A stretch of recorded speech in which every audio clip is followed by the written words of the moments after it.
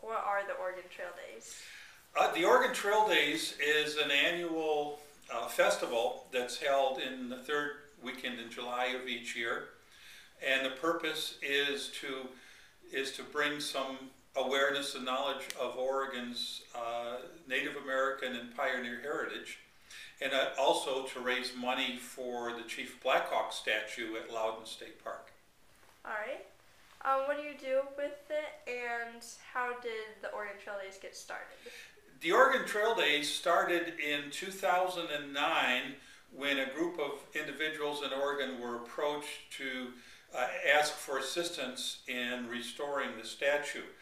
A architectural study was done on the Chief Blackhawk statue, and anyone visiting the statue has seen that there's some deterioration in the concrete shell. At that time, the study showed that it would take over $400,000 to restore. There was no active movement for a restoration, so a group of individuals got together, and there were 5 of us to start with, to bring awareness of the issues of the deterioration of the statue, and we decided to do it as a festival and thought it would be good to tie in the heritage of Oregon in the way of Native Americans and pioneers with the statue at the same time. Okay.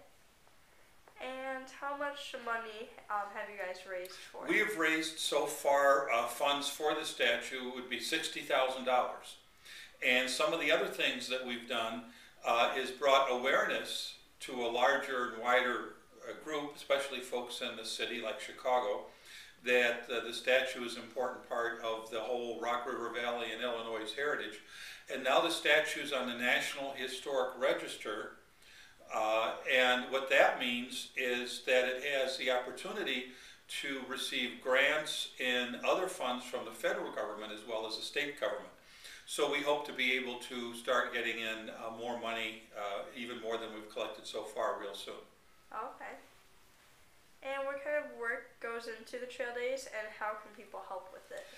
We have, the Oregon Trail Days has over 100 volunteers that help work with the weekend festival, and it's a 12-month per year event in the sense of planning for it, even though the event occurs over basically 1 weekend or 2 days. So we have volunteers working a lot throughout the year, and then we get the bulk of them for the 2 days of the festival. We are always looking for volunteers, and we have a website, OregonTrailDays.org. It has more information about the various events and how to sign up as a volunteer. Okay. And how can people help keeping the parks looking nice and helping with the statue? To help keeping the parks nice is basically personal responsibility when you're up there, is to just make sure you clean up after yourselves so that you can enjoy and future people can enjoy the parks. But I think it's important that in our area we do have 4 parks within 7 miles of the city of Oregon. And I think it's important that everyone take an active interest in maintaining those parks and keeping them open. A few years ago, the parks were actually closed by the governor for a short period of time, and they have been reopened, but given the budget crisis, who knows if they'll stay open. So I would urge both anyone of any age to be involved, write letters to their state congressman, and let them know that these parks are important and they need to stay open and be supported. The city of Oregon is getting ready to do a resolution that says the parks are important to our city, and we ask that the state government support the parks because they have lost some funding over the last 2 years, even though they are still open. Okay. And you were talking earlier about how you work closely with Grant Applebach to put this fundraiser on. Can you talk a little bit more about that? Certainly. We work very closely with the staff at Loudon State Park and the parks in the area. The key event is held at Loudon Park. At that time, we go in there and set up 50 teepees, and you've seen around town, if you've been through town, you've seen the painted teepees in the various areas of town. Well, for the festival, we move them all up to Loudon State Park, and people are allowed to rent and stay in a teepee and camp in it overnight. So we have teepee camping. We have Native American Indian dancers. We have Pioneer and Wild West shows, lots of food, wagon rides up there, and it all promotes the statue and raises funds for the statue. So it's a big event. We had over 6,000 people last year, and it's growing every year. So we work very closely with the state park personnel who are very helpful to us. They're glad to have the people in the parks. They're glad to see the parks are used, and they allow us a lot of latitude in helping to set up the teepees and the events. Okay. And you said that a lot of people are coming out from like Chicago to these? A lot of people come out from Chicago. We advertise the event in the Chicago newspapers. Saturday is the event up at Loudon Park, third weekend in July.